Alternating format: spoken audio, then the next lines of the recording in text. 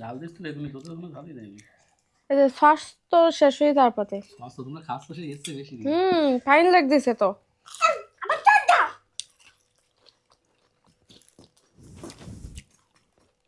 ধরো এরকম করে ধরো।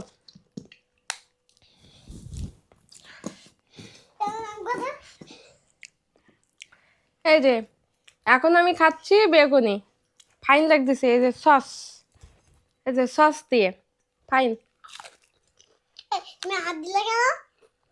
রাখো রাখো। তুই সব খাবি? যাই হোক, আমরা বাসায় তৈরি করেছি।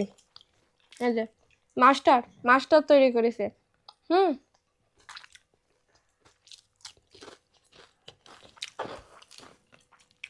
আর এটা হচ্ছে চাইনা খাবার।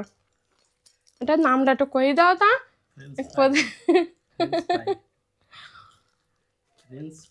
যাই হোক, মনে থাকতেছে না। এই চাইনিজ খাবার দাবার তো। না, আলু ভাজা বলতে কি না, তাই জানো।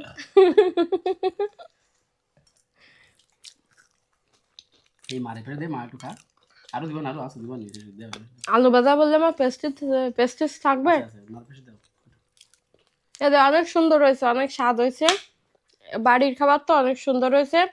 আর ওই বাইরের খাবার তো সবাই পাছা টাছা চুলকাই বানাচ্ছে, এই জন্য আমাকে খাতে ইচ্ছে করে না।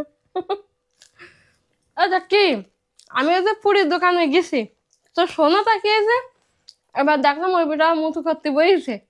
মুতু করে আইসি আমাকে বই আজ দিয়ে তুলি প্যাকেটের ভিতরে দেবে, তাহলে বেশি রাখি এলো। আমি এমনিতে বাইরের খাবার খাই না। আমি এমনিতে বাইরের খাবার খুব কম খাই, যথেষ্ট চেষ্টা করি বাইরের খাবার না খাওয়ার। আর ওই সমস্ত কথা যদি আমার মনে পড়ে তাহলে তো খাওয়ার প্রশ্নই ওঠে না।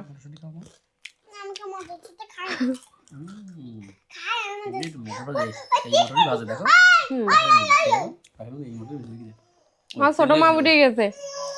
এই যে